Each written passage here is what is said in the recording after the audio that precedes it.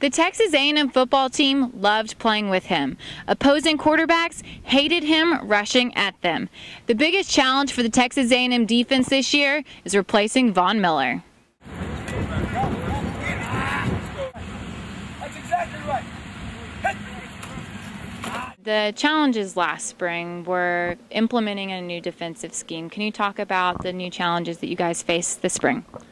Yeah, obviously you got to replace a guy number 40, and that's going to be a challenge. We've got a young guy named Charlie Thomas that got some reps, but not enough.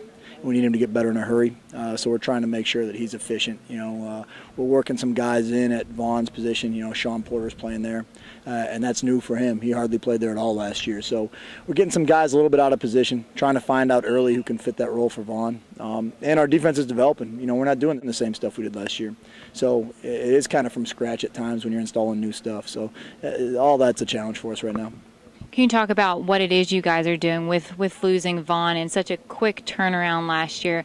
From fans wondering what's going to happen to all of a sudden fans filling Kyle Fields yelling "Wrecking Crew." Can you talk about that quick turnaround and how exactly y'all will progress without Vaughn? Right. Well, the thing about the defense last year that was really impressive is that there was 11 guys out there that really were doing their job. Vaughn was phenomenal, and he did his job really, really well. But if we had somebody else last year, I think we still would have had success. Maybe not quite as much success. The key thing for us is just, taking that next evolution. People are going to catch up to us. People understand the defense now that they've seen it. We've got to take the next step in the call. We've got to change the call a little bit. We've got to change our coverage a little bit.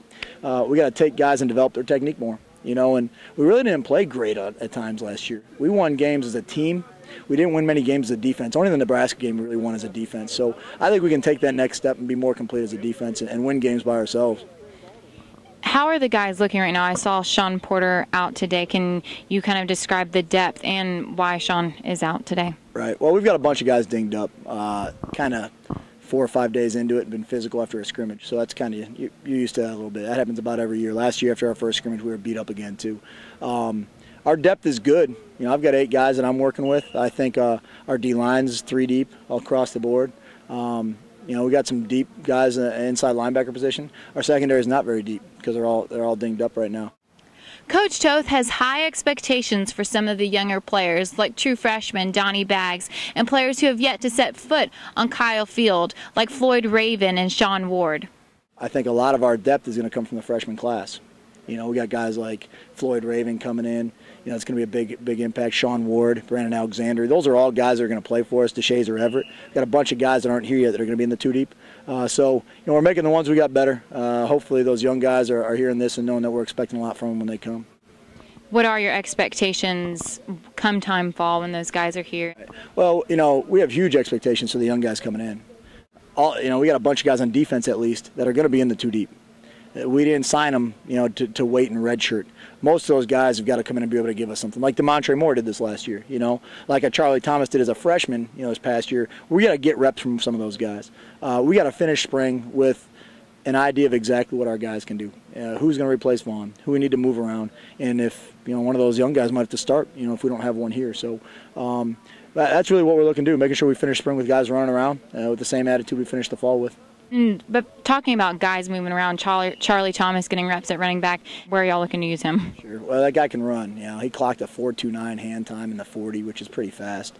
And at the time, Sean was healthy and DeMontre was healthy, and you got a bunch of young outside linebackers coming in, and you've got one running back and a dinged-up Christian Michael. So it's hard to take that 4.29 and let it sit in the sideline. And he had played high school running back, and so that was just kind of the experiment. That could still happen down the road too, but Charlie's future is really, really bright on defense. I see him being a Sam linebacker. I see him being able to do what Sean Porter did for us. I see us being able to take Sean and do a bunch of different stuff to him like we did with Vaughn. So that's where we're going with those 2 guys. With the legacy that Vaughn left and just the leadership that he brought, who would you say, or can you pick anyone right now that might fill that leadership role? It's hard, and Lucas Patterson and Michael Hodges too in terms of leadership. You lost 3 really strong kids. Sean Porter's been that guy for us. Trent Hunter has been that guy for us so far. Tony Gerard-Eddy, even though he's only playing about 75%, has been that guy. So you lost 3. I think we have 3 right now that have been close. Donnie Baggs is a true freshman. you wouldn't expect him to be where he is. So he's kind of showing us some of that, so that's encouraging. Tune in to Aggie Yell on Thursday for more updates on spring ball. This has been Courtney Rowland for Aggie Yell TV.